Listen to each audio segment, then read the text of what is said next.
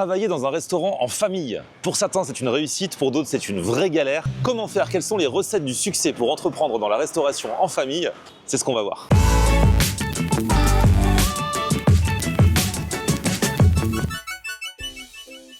Salut tout le monde, bienvenue. Aujourd'hui, premier épisode des Experts Food. C'est une nouvelle série de vidéos dans laquelle on va aller dans les coulisses de la restauration, à chaque fois avec un expert, pour apporter des clés et des solutions à une problématique précise. Aujourd'hui, c'est entreprendre en famille dans la restauration. Vous l'avez bien compris, on va faire 3 restos. Leur point commun donc, ils travaillent tous en famille. Pour voir comment ils y parviennent et comment ils pourraient réussir encore plus, j'emmène avec moi Sylvain, il est avocat. Salut Florian. Salut Sylvain, ça va? Ça va, ravi de te retrouver. Bah ça fait plaisir. Sylvain, aujourd'hui j'ai besoin de ton expertise.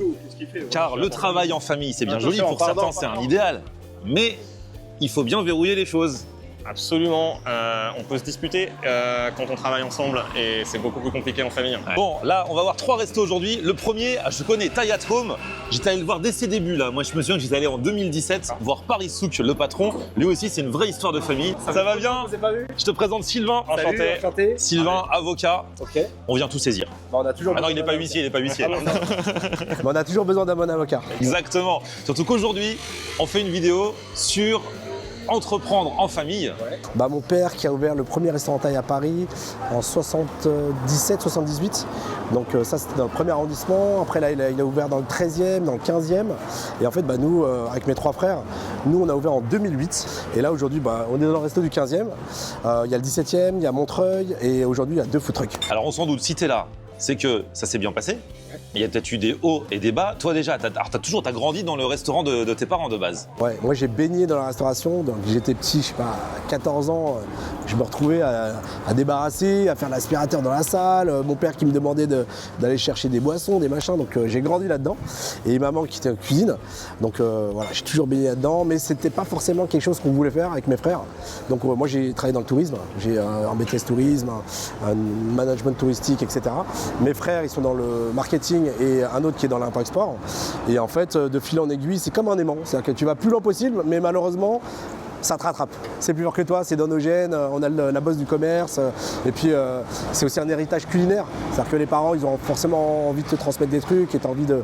Bah, toi aussi, après, comme on aime manger, on a envie aussi de partager les choses.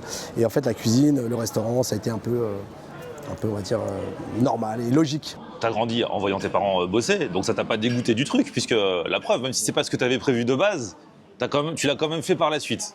Alors en fait, c'est bizarre parce que je les voyais bosser, j'avais vraiment pas envie de faire la même chose. Et c'est là qu'avec mes frères, on s'est dit tiens, nous on est plus jeunes, on a une nouvelle génération et on va essayer de faire un truc qui nous ressemble. Donc c'est pour ça qu'on a fait un peu cette cantine un peu thaïlandaise avec des couleurs, une carte raccourcie, un service un peu plus jeune on va dire. Et en fait c'est vraiment ce qui nous correspondait parce que nous on voulait pas faire du tradi. Mon père il finissait à 2h du matin, moi j'ai pas envie de faire ça. Et avec mes frères on s'est dit tiens, on va se mettre à côté de chez nos parents, on va prendre tous les clients qui veulent pas, en emporter en livraison et nous on va le faire. On va faire découvrir quelques petites spécialités de chez nous. Alors ça c'est une petite création, tu vois. On a fait des rouleaux de printemps façon maquis avec avocat saumon, terrible avec une petite sauce citronnelle thaï. Ça vous allez kiffer. Ça c'est notre fameuse salade de nem tadua, ça c'est une recette de grand-mère. Ah, mais j'adore. Salade de riz croustillant avec le jambon. Exactement. Ça, c'est mon péché et mignon. ça c'est la recette de ma mère, donc le nem tadua. Et ça c'est nos fameux croustillants de crevettes maison, roulés donc par nos tatas. Sylvain, si toutes les consultations étaient comme ça. J'adore. J'adore la cuisine thaï. En plus, il y a de l'avocat, c'est parfait. Ils ont réussi à me faire taire. Et ça va te rappeler des petits souvenirs. Je sais pas si tu te souviens, en 2016, on avait lancé un plat ensemble qui s'appelait le pad see ew, poulet croustillant, que tu avais pimpé, c'était ton plat. Et là maintenant, tu vois, le poulet croustillant, il est à toutes les sauces. Et là, on a fait un pad thaï au poulet croustillant. Et ça, c'est devenu un de nos best-sellers, grâce à toi. Tu me disais oui, les nouilles plus le poulet croustillant, ça va peut-être être un peu fat et tout. Tu vois, les gens ils veulent. Exactement, bah tu vois, grâce à toi, on a lancé une tendance. Aujourd'hui, le poulet croustillant, c'est à toutes les sauces, crispy poulet, machin. Bah nous, c'est voilà, on était un peu les précurseurs de ça. T'as ta propre boisson. On vient de sortir notre energy drink, le Thai Power, à base de fruits du yuzu, fruits du dragon. Et donc énergisant comme un Red Bull, mais bon, un peu mieux, on va dire, moins sucré et plus énergisant avec des bonnes saveurs. Et ça, uniquement chez nous. Et ça va, tes frères sont d'accord? Ouais, c'est bon. Ils ont validé, Non, le design, c'est toujours le même frère qui le fait. Il a validé, c'est bon. Ah, il est trop fort. Alors tes frères, tu les connaissais en tant que frères, mais tu n'avais jamais bossé avec eux avant? Non. Alors c'est ça qui est compliqué. Et l'association En fait, on a appris nous sur le tas. C'est-à-dire qu'on n'a pas forcément de formation juridique, de gestion financière, de pacte d'associés, tous ces trucs-là, c'est des choses qu'on ne connaissait pas. Et en fait, on a appris. C'est-à-dire qu'aujourd'hui, sur notre première affaire, le premier resto qu'on a ouvert ensemble, on a éprouvé plein de difficultés, plein d'obstacles. On s'est un peu brouillé. Parce que y a un peu d'ego. Les problèmes arrivent, voilà, c'est ça qu'on veut. Forcément, il y a forcément des problèmes. L'association, pour moi, c'est comme un mariage. C'est un peu compliqué, ça peut bien fonctionner, puis y avoir des divorces. Et avec mes frères, en fait, lorsqu'on a monté le resto, ça a tout de suite bien marché. Et après, forcément, sur une société, il faut qu'il y ait un chef, un capitaine. Mais quand on est 3, c'est compliqué. L'association, le pourcentage des parts, le rôle de chacun. Et en fait, on était quand même assez... on faisait pas mal de choses similaires, on va dire. Même s'il y en a un qui fait du marketing, moi je suis dans l'opérationnel. Mais à la fin, le problème, c'est qu'il y a un seul chef qui doit prendre une décision. Et c'est là où on s'est un peu... on n'était pas d'accord. Ah, voilà. Donc là, Sylvain, on en arrive à toi. Ouais. La base de la base, comment ça doit se passer? Il faut, à mon avis, déterminer dès le début la répartition des rôles, les règles du jeu, et puis il faut qu'il y ait quelqu'un qui soit en capacité d'avoir le point final aux décisions, et ce qui est très très compliqué. Là, en l'occurrence, du coup, ça s'est bien terminé dans l'histoire de Paris Souk et ses frères. C'est pas toujours le cas. Donc, du coup, qu'est-ce qu'il faut à tout prix verrouiller dès le début? Il faut écrire les règles du jeu. Donc déjà, il faut que ça soit très clair qui commande et qui prend les décisions à la fin, qui a le dernier mot. Et ce qui ne veut pas dire que ceux qui ne commandent pas n'ont aucun droit.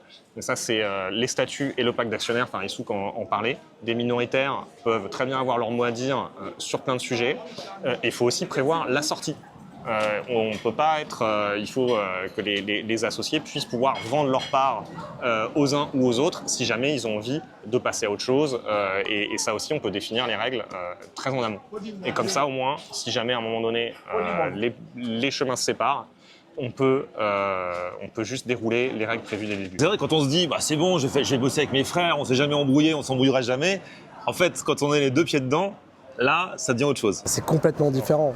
Et puis en plus, on se connaît en tant que frères, on grandit ensemble, donc on se connaît par cœur. Mais dans les affaires, c'est vraiment différent parce qu'on a l'intérêt est différent. Donc tu vois, on a un intérêt économique, on doit faire tourner une boîte.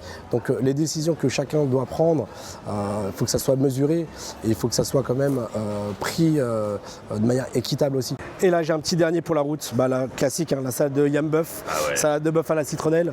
Donc c'est un mi-cuit de bœuf avec donc la petite sauce maison, sauce de poisson citronnée avec échalote, un peu de piment, du riz concassé.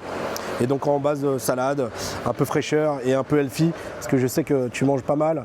Donc t'as un peu de, t'as besoin d'un peu de choses saines. Que la fête commence, les amis. Franchement, c'est bon. Ça aurait été bête qu'ils s'embrouillent et qu'ils doivent fermer ce bon restaurant quand même. Non, mais ce plat, j'aime trop.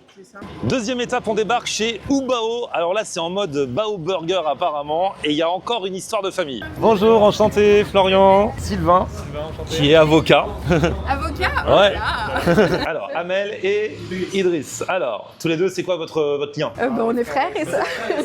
Alors, on retourne sur une histoire de frères et sœurs. Ils ont le sourire. Déjà, Sylvain, c'est bon signe. A priori, ça se passe toujours bien. On a ouvert ce restaurant spécialiste en Bao Burger. Et frères et sœurs, mais pas que, puisqu'on a poussé le projet familial à fond. Et nous, notre particularité, c'est qu'on fait appel à des mamans. Donc il y a une grande famille derrière. Donc c'est des mamans, mais qui ne sont pas vos mamans? Qui ne sont pas nos mamans, non. Il y a la grand-mère. Il y a la grand-mère. On espère qu'il y aura la deuxième grand-mère qui va aussi faire.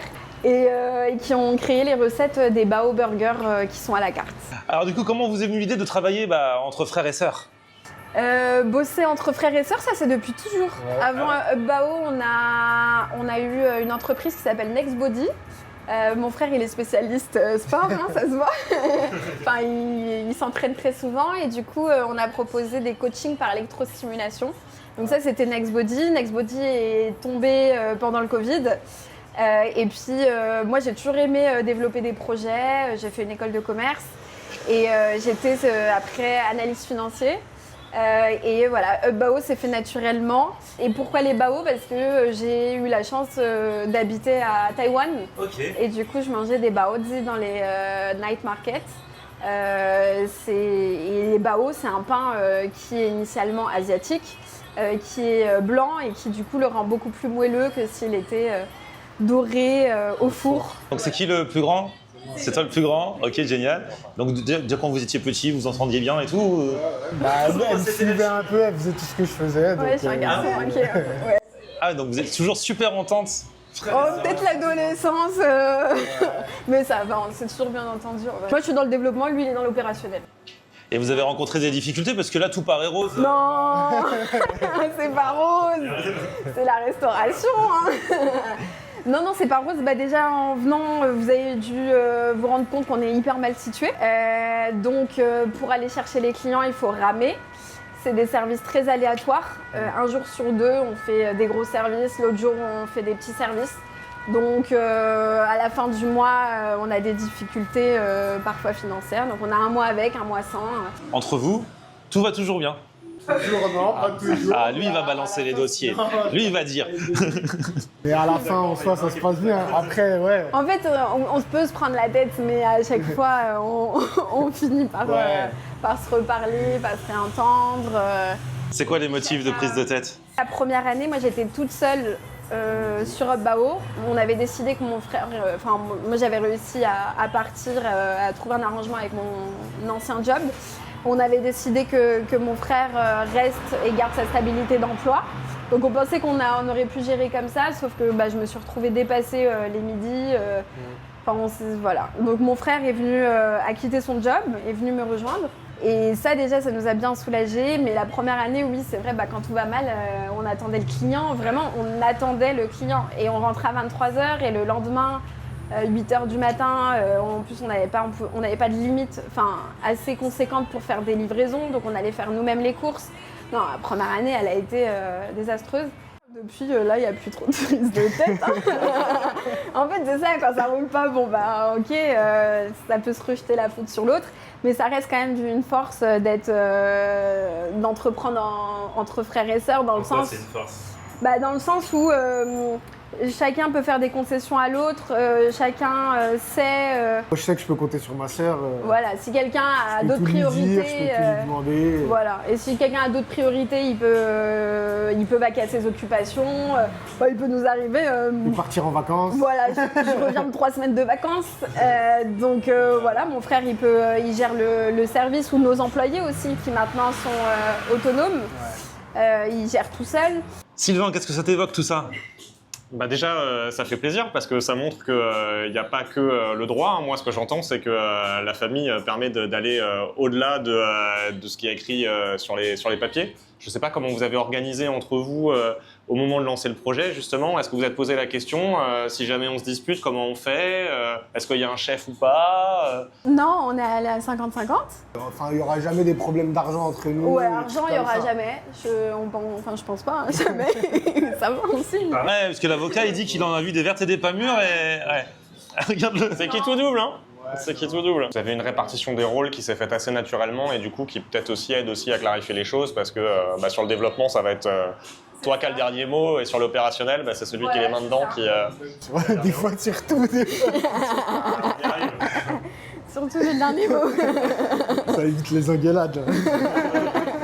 Ça veut dire que le cercle familial, à la fois, il vous renforce l'un l'autre et justement, vous n'avez pas une relation commerciale l'un envers l'autre, ça va beaucoup plus loin que ça. Et d'un autre côté, ça veut dire aussi que peut-être pour s'ouvrir à d'autres associés, d'autres compétences, etc., il va falloir peut-être professionnaliser un peu les rapports et savoir sortir de ce schéma-là. Exactement. C'est un peu les sujets du moment d'ailleurs, parce qu'on aimerait bien s'implanter ailleurs. Alors, du coup, c'est des burgers, c'est des baos qui viennent des 4 coins du monde en fonction des mamas. Exactement. C'est les mamas qui ont fait ces recettes. Donc ça, c'est un bao yassa de Mama Isha au Sénégal. Là, t'as Maria qui nous a fait un bao guacamole avec une petite sauce relevée. Et là, t'as Julia qui a fait un bao italien. Un bon jus de gingembre pour notre avocat préféré. Pour rebooster tout ça. Que voilà. Ça va plaider sévère. C'est le secret de l'efficacité. On va se les partager. Hein. C'est pas fait pour, mais là... Poulet de dynamite. Ça tabasse. Arrosé de gingembre, on est au top. Allez, un petit italien pour toi. Voilà, honneur à ma belle famille. J'avais jamais mangé de bao, je suis très content de commencer aujourd'hui. T'as vu comment c'est doux le bao? Ouais, très soyeux. Poivron mariné confit là. Je vais attaquer le yassa là. Un yassa dans un bao, pour le coup là c'est de la vraie fusion. C'est trop bon le yassa. Hein. Ah, c'est le best-seller. Magnifique. En bao ça passe, mais alors crème. La troisième étape c'est ici, Aishan Mama. J'étais déjà aussi allé à l'époque avec mon poteau Winchell parce que c'est ses cousines. Donc elle aussi, elle travaille en famille. Apparemment ça se passe bien puisque j'étais allé à l'ouverture de leur premier restaurant et là elles ouvrent le deuxième. Comment ça va les filles? Ça va super. Ah là là. Alors comment ça avait commencé cette histoire de resto? Alors, ça a commencé en 2021-2022, donc l'ouverture du premier restaurant en mars 2022. C'était dans le but déjà de rendre hommage à notre culture, à la culture haïtienne qui n'est pas forcément très connue en France. Et puis c'était aussi pour rendre hommage à la cuisine et l'éducation que notre maman nous a transmise. C'était plus dur que ce que vous pensiez, plus facile, exactement comme vous pensiez? On savait que ça allait être dur. Déjà que ça allait être dur. Et Nous, ce que l'on ne savait pas, par contre, c'est le succès que l'on a eu dès le départ. Ça, ouais. on ne savait pas. Ça, on s'y attendait pas. Et du prendre, coup, forcément, la restauration en famille, travail en famille, il y a des hauts et des bas. Il y a des moments où on est super contente et on fait de belles rencontres et ça se passe bien. Et des moments où il y a des petites disputes familiales où on n'est pas forcément d'accord sur certains aspects. Mais par contre, on arrive à bien communiquer et ça passe très vite. C'est-à-dire qu'il y a des moments de tension, mais ça passe très très vite. Est-ce que ça a changé quelque chose dans votre relation ou est-ce que vous vous êtes découvertes chacune des facettes que vous ne connaissiez pas? ça a plutôt renforcé nos liens et notre relation. On a tendance, plutôt quand on se chamaille ou quand on se dispute, à l'époque c'était on se disputait chacun de son côté. On pouvait rester comme ça pendant une semaine. à pas vous parler. Ouais, on peut plus se permettre de faire ça parce que on a un business à gérer ensemble. Donc je peux pas ne pas lui parler pendant 3 jours parce que je suis obligée de lui demander si elle a fait les courses au bout d'un moment. Je suis obligée. C'est la belle découverte, c'est qu'en fait on n'est pas obligé de se disputer. Quand on n'a pas le choix que de se mettre d'accord, on se met d'accord. Est-ce que vous auriez des conseils à donner aux gens qui auraient ce projet? De travailler en famille, Ouais. franchement c'est pas facile. Non mais Un conseil. il faut vraiment qu'il y ait un lien quand même assez fort parce qu'il ne faut pas se laisser emporter. Parce que des fois, il y a des frères, des sœurs, des cousins, des cousines qui peuvent se laisser emporter et casser le projet pour une mésentente. Et je pense qu'il faut vraiment qu'il y ait des liens quand même assez forts. Quand même. Plus fort que tout et se dire que en fait finalement on fait tout ça pour effectivement pour notre communauté, pour la communauté haïtienne, pour faire découvrir la restauration haïtienne, mais on le fait aussi pour nous, donc il faut toujours qu'on garde ce plaisir de travailler ensemble. Ça doit être une priorité, notre collaboration. Ce qui fait que Aishan Mama est aussi beau que ça l'est aujourd'hui, c'est parce que justement c'est la combinaison de nos deux états d'esprit, de nos deux univers. C'est la combinaison un peu de notre amour en tant que sœurs. Même s'il y a des disputes, il faut que l'amour reste au centre du projet. Mais au niveau des salariés, comment chacun trouve sa place et comment ça se passe, le rapport et la communication? Il y a la gentille et la méchante? Oui, malheureusement c'est comme ça, il y a toujours le yin et le yang. Sauf Je qu'en dirais fait, pas la- on va dire que la gentille c'est elle et que moi je suis la méchante, sauf qu'en fait dans la vraie vie, je suis la gentille. Non, c'est pas dans la vraie vie. Non, pas du tout. Elle est un peu plus stricte, un peu plus dure et moi un peu plus light, un peu plus cool. Du coup, il y a des choses que certains salariés vont se permettre de faire avec moi qui vont pas forcément se permettre de faire avec elle. Et tant mieux en soi, tant mieux qu'il y ait justement cette partie rigueur et cette partie un peu plus light. Et puis comme on a 2 établissements, des fois c'est pas forcément les mêmes règles dans chacun des établissements. Donc c'est vrai que pour certains salariés c'est difficile de s'y retrouver. On ne fait pas forcément les choses de la même façon. Moi, je gère plus le 18e et elle plus le 7e. Mais exactement, mais c'est plus une question d'adaptation. Finalement, ils nous connaissent très bien toutes les deux et en fait, ils s'adaptent. Ils s'adaptent aux deux. Même quand il reporte un regard sur notre mère, il la voit comme une maman, quoi. Donc, Elle a adopté tout le monde. c'est Exactement. ça, exactement. Et ben voilà pour ce petit périple avec ces entrepreneurs et entrepreneuses de la restauration qui travaillent en famille. Merci beaucoup Sylvain de m'avoir suivi dans cette aventure. Ça t'évoque quoi du coup ces 3 histoires de famille? Eh ben, écoute, déjà, j'étais ravi de t'accompagner aussi. 3 histoires très différentes, mais avec quand même beaucoup de points communs. L'intention initiale, c'est quand même de conseiller beaucoup, d'encadrer les choses, de se poser les bonnes questions en amont. Mais ce dont on se rend compte quand on voit vraiment les gens, c'est qu'il faut aussi quand même laisser la place au facteur humain. C'est quand même ça qui est déterminant au bout du compte. Et ça n'empêche pas de revoir son encadrement aussi au fil de l'eau et au fil de l'évolution du projet et de l'évolution des personnes. Le juridique, c'est joli et c'est important. Et l'humain, Mais l'humain, ça l'est encore plus. Ça l'est encore plus. Mais il faut On est un joli combo entre tout ça. Exactement. Et c'est cool. Bah, c'était un plaisir de t'avoir avec nous aujourd'hui, Sylvain. Plaisir partagé. Merci beaucoup, Florian. À bientôt pour de nouvelles aventures. Vous vous abonnez à ma chaîne. On se retrouve sur mon Facebook, Florian On Air, et Twitter, Snapchat, TikTok, Instagram. C'est aussi Florian On Air. Ah, il sait tout, il sait tout.